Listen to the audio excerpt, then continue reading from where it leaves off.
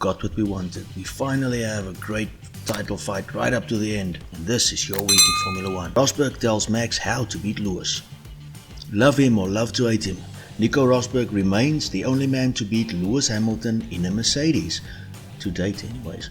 The guy's always seemed like a little spoiled rich kid to me. My daddy was a world champion, you know. Doesn't seem my kind of guy. And he may have found a kindred spirit in Max Verstappen. I may be very wrong since I obviously haven't met either man, but their quest to dethrone the politically correct one has seemingly united them.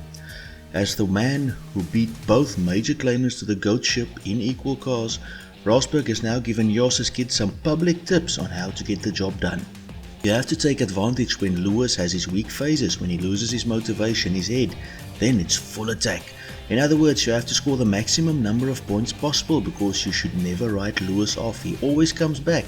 Every time I see Lewis win, it becomes clearer why it wasn't quite so easy for me to beat him, said Nico, son of Keke, the great mustached one. I wonder who Rosberg really is hoping wins. He's unlikely to be in Camp Lewis with their history, but he is German and a former Mercedes stalwart. Either way, let's hope it goes down to the last race. Flashbacks of Senna vs Prost, Michael vs Villeneuve, Irvine Hakkinen. It's always great to have a final race title showdown. All or nothing, baby. I turned down Senna, says ex-Ferrari boss. I've always personally thought of Jean Todt as a bit of a genius. One of the main peanuts in the Schumacher packet that brought glory back to the little horsies. Now I'm not so sure.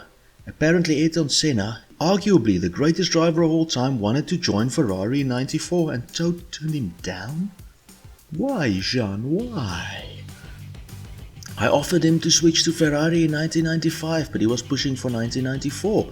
We already had two drivers under contract, Jean Alesi and Gerhard Berger, so we couldn't satisfy his request, and when Ayrton asked why, I explained the situation to him, said Jean Todt. Now okay, that changes things. So instead of sacking two decent, very good race winners, yes, Alesi won only one, they all count, to get the great one, then Ferrari boss Todt decided to honor their contracts and apparently offered Senna a drive for 1995. And that rhymes. Guess who's a poet and didn't even know it. Wow, point for loyalty to Mr. Todt. Man, that must have been a tough call to make. More respect to the man. It's a shame we never saw Senna in the red cars though. Russel out to get him, claims Lewis Hamilton. Well, sort of.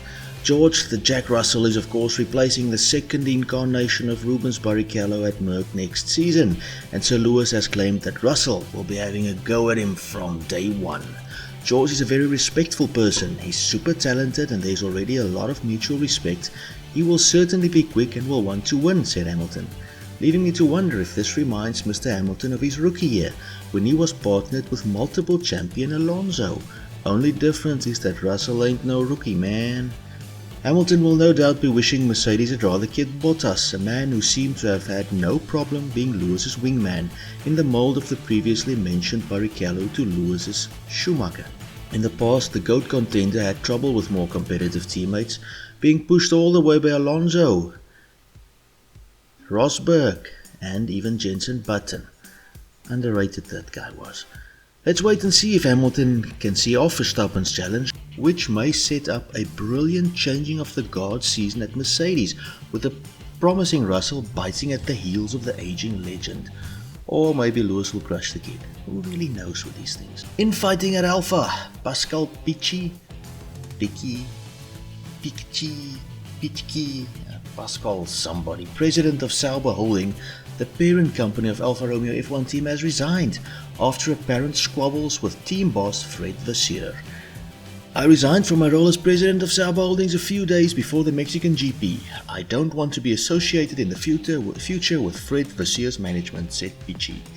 Things seem to be happening a dime a dozen at this team, don't they? Kimi's retirement, Giovinazzi's bitter leaving, recent reports of the team running out of parts for the race cars, the failed attempt by Andretti to buy them, the signings of Zhou and Bottas, like a flippin' soap opera, isn't it? The signing of Bottas may have been one of the issues driving Pichi away, as he was seen as favouring closer Ferrari ties and may have been unhappy with the doing away of Italian stallion Giovinazzi. The signing of Zhou was however seen as being close to Pichi's heart, as he brings solid financial backing to the team, and he may have possibly been on the Sauber Young Driver Academy's radar before joining Renault. Andretti still wants in on Formula 1. To be a successful racer, you have to be made of stern stuff. Can't just give up when things don't go your way, and it seems Michael Andretti still has that iron in his pipes. After being shut down by Alfa Romeo at 99 when attempting to buy the team, he's refusing to let the dream go. It's the biggest racing series in the world. I think it could just do wonders for our brand.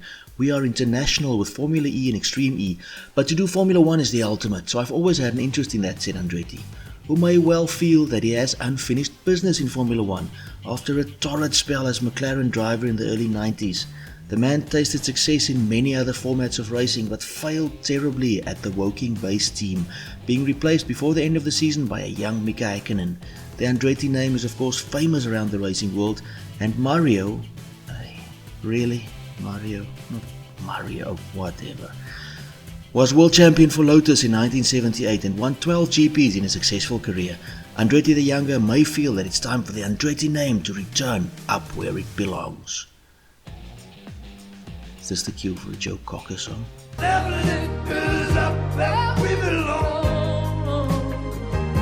Mazepin paid for Haas chassis himself. Well, Daddy, that is, not Nikita.